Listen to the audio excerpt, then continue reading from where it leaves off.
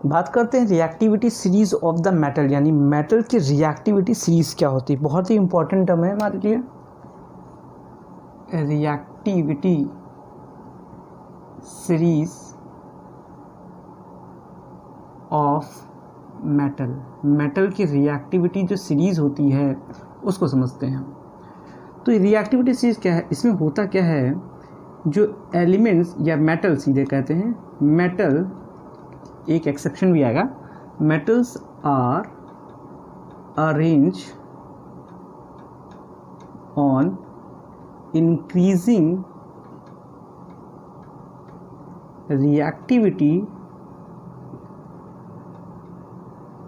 From bottom to top.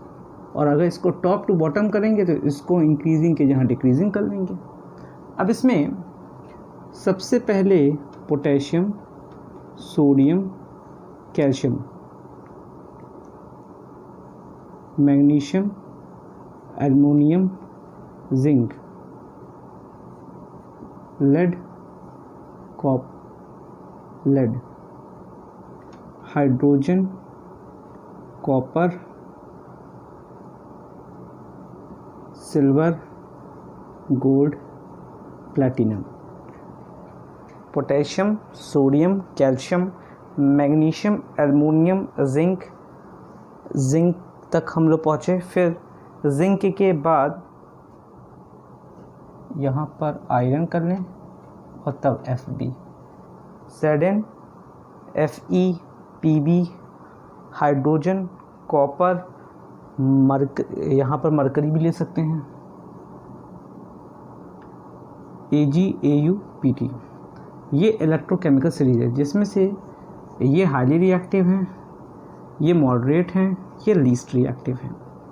जब भी metal का रिएक्शन होता है तो मेटल अपने इलेक्ट्रॉन को लॉस कर सकता है और लॉस करने के बाद वो पॉजिटिव आयंस का फॉर्मेशन करेगा। बहुत इंपॉर्टेंट चीज़ है, metal always loss its electron to form a positive ions. इसका रीज़न क्या है?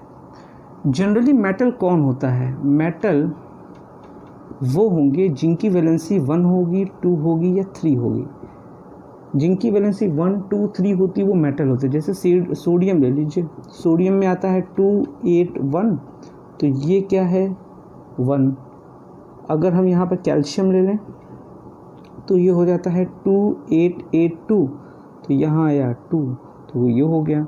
उसके बाद इसी तरीके से 2, 8, 3 ले लें तो यहाँ पर 3 आ गया। तो जिसके अंतिम में 1 आएगा, 2 आएगा, 3 आएगा। अगर मान लीजिए आपको ये नहीं आता तो प्लीज़ आप कमेंट कर दीजिएगा, तो हम आपको ये भी समझा देंगे किसी वीडियो में कि ये कैसे बनाया जाता है। फिलहाल अभी हम ये समझते हैं कि अगर किसी के लास्ट में 1 है, 2 है, 3 है तो वो मेटल होगा। अब हर एलिमेंट चाहता है कि उसका ऑक्टेट कंप्लीट हो जाए। ऑक्टेट मतलब उसके लास्ट में 8 इलेक्ट्रॉन हो, या तो 0 हो जाए या तो 8 हो जाए। अब ये 8 करना है या तो 0 करना है। अगर इसको 0 करेंगे तो यहाँ 8 हो जाएगा। तो किसी भी तरीके से अगर ये 7 ले लेगा तो ये 8 हो जाएगा, और 1 दे देगा तो भी 8 हो जाएगा। अगर ये 1 दे दे तो यहाँ 8 हो जाएगा, और 7 ले ले तो ये। लेकिन कौन सी चीज़ आसान हो रही है, 7 लेना कि 1 देना? 1 देना ज़्यादा आसान होगा। तो ये अपना इलेक्ट्रॉन दे देगा, तो जब ये अपना इलेक्ट्रॉन निकाल देगा तो इस पर पॉजिटिव चार्ज आएगा। ये 2 इलेक्ट्रॉन निकाल देंगे तो इस पर 2 पॉजिटिव आ जाएगा। ये 3 इलेक्ट्रॉन निकाल देंगे तो एल्युमिनियम जैसे चीज़ों पे 3 पॉजिटिव आ जाएगा। तो डिपेंड करता है कि कौन सा एलिमेंट कितने इलेक्ट्रॉन निकाल रहा, उसी की बेसिस पर उस पर पॉजिटिव चार्ज आता है। और मेटल जो होते हैं वो हमेशा इलेक्ट्रॉन को लॉस करते हैं, यानी they always form electro positive ions. इसको हम कहते हैं इलेक्ट्रो पॉजिटिव आयंस, यानी मेटल हमेशा इलेक्ट्रो पॉजिटिव आयंस निकालते हैं। और मेटल या कोई भी सब्सटेंस इलेक्ट्रॉन निकालता या देता है अपने ऑक्टेट को, अपने डुप्लेट को कंप्लीट करने के लिए। स्टार्ट करते हैं नॉन मेटल के बारे में। मेटल का जो चीज़ें हैं वो सारी कंप्लीट होगी। अब मेटल की सिर्फ हमें मेटलर्जी पढ़नी है, फिर हम नॉन मेटल कंप्लीट करते हैं, फिर उसके बाद हम मेटल की मेटलर्जी पढ़ेंगे। नॉन मेटल में फिज़िकल प्रॉपर्टी मैंने ऑलरेडी सारी एक्सप्लेन कर दी कि ये लश्रस नहीं होते हैं, इनके अंदर डक्टिलिटी नहीं है, इनके अंदर मेलेबिलिटी नहीं है। तो नॉन मेटल की सारी हम लोग लगभग फिज़िकल प्रॉपर्टी जान चुके हैं। मेन अब हमें पढ़ना क्या है, केमिकल प्रॉपर्टी। अब बहुत इम्पॉर्टेंट बात, जो नॉन मेटल हैं वो पानी से या एसिड से रिएक्शन नहीं कराते हैं जो कि मेटल कराता था। Metal generally react with the water and H2SO4 जो कि हम लोग देख चुके हैं, पर नॉन मेटल जो होते हैं वो रिएक्शन नहीं कराते हैं। सबसे बड़ा क्वेश्चन यही आता है एग्जाम में कि why non metal does not react with water and H2SO4।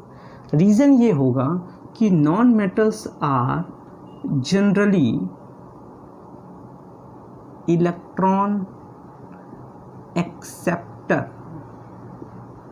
Non metal electron के एक्सेप्टर हैं, मतलब जिसके अंतिम में 4, 5, 6, 7 आएगा वो इलेक्ट्रॉन को एक्सेप्ट करेंगे। जैसे कार्बन ले लीजिए, तो कार्बन को आप लिखेंगे 2, 4, तो ये 4 इलेक्ट्रॉन को अपनी ओर खींचेगा। आप ऑक्सीजन ले लीजिए तो उसके अंतिम में आएगा 2, 6, तो ये 2 इलेक्ट्रॉन को अपनी ओर खींचेगा।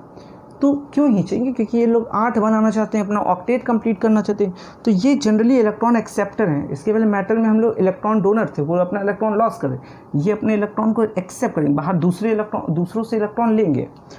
और यहाँ से जब ये टूट के यहाँ से चाहे H+ का फॉर्मेशन हो, चाहे यहाँ से H+ का फॉर्मेशन हो, तो हमने देखा था कि हाइड्रोजन गैस का फॉर्मेशन होगा।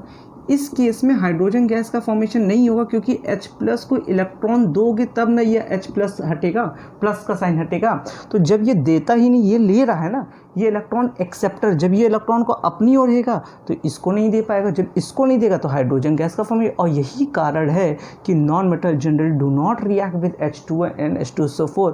अगर एग्जाम में आता है why does non metal does not react with H2O and H2SO4, तो हम लोग बताएंगे कि because non metal are generally electron acceptor. Non metal क्या है? इलेक्ट्रॉन को एक्सेप्ट करते हैं। तो जब ये इलेक्ट्रॉन को एक्सेप्ट करेंगे तो हाइड्रोजन को एक्सेप्ट थोड़ी ना करवाना है, हाइड्रोजन को तो देना पड़ेगा ना H2 को फॉर्मेशन करने, तो ये इलेक्ट्रॉन हाइड्रोजन को दे नहीं सकते। इसी वजह से नॉन मेटल जो होते हैं वो जनरली H2O से और H2SO4 से रिएक्शन नहीं कराते हैं। लेकिन कुछ नॉन मेटल बहुत रेयरेस्ट केस में रिएक्शन करा जाते हैं।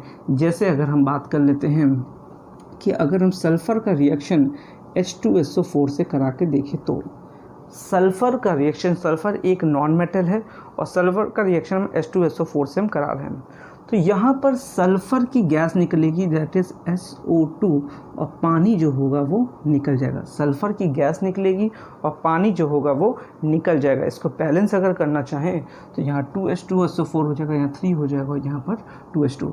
तो ये एक रिएक्शन हम दिखा सकते हैं कि हाँ, एक नॉन मेटल में 1-2 रिएक्शन होते हैं।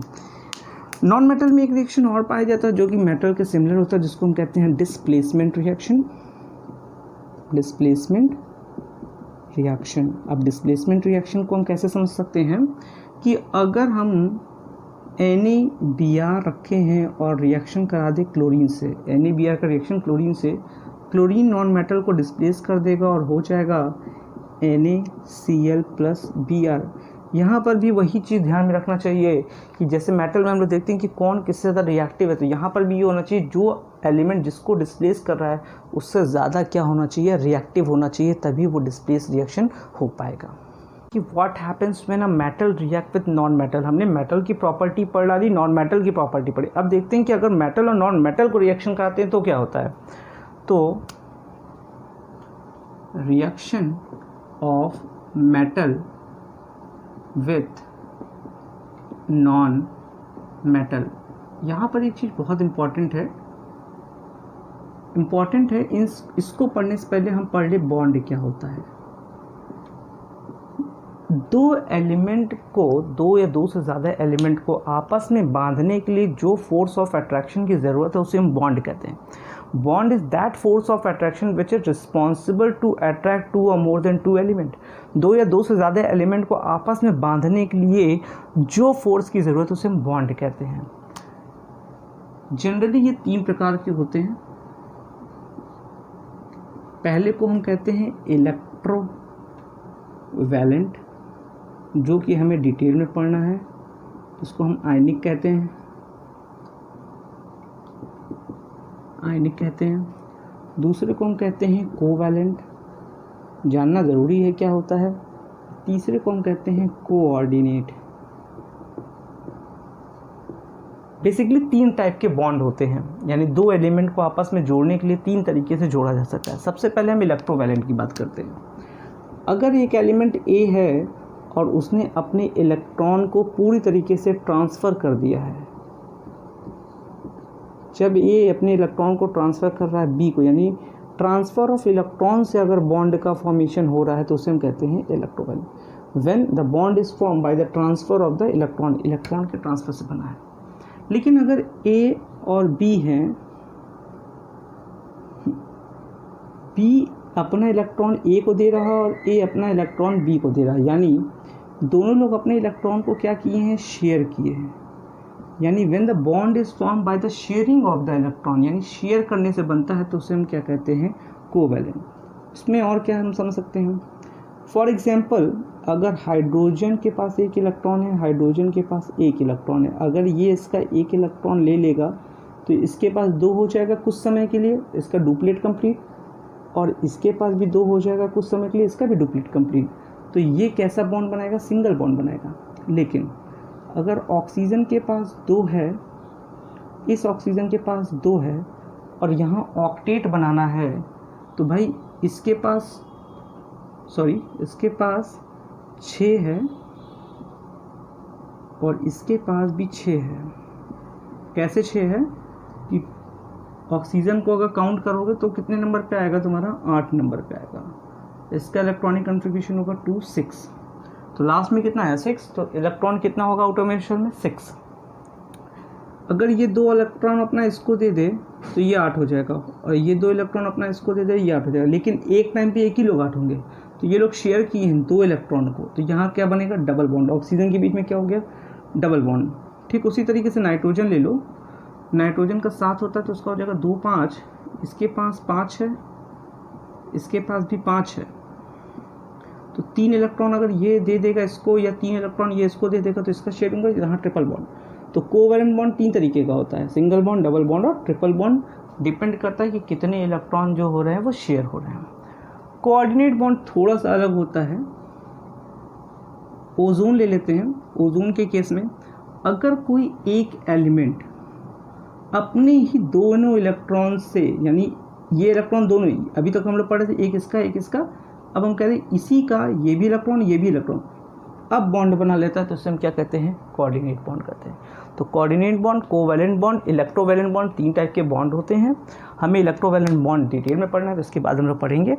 कोवैलेंट बॉन्ड हमने समझा कि single bond, double bond, triple bond होते हैं। कोऑर्डिनेट में क्या होता है, एक ही एलिमेंट अपने इलेक्ट्रॉन रखता है, एक दूसरे को देख के उसके साथ क्या बना लेता है, बॉन्ड बना लेता है। इसे हम क्या कहते हैं, कोऑर्डिनेट बॉन्ड कहते हैं।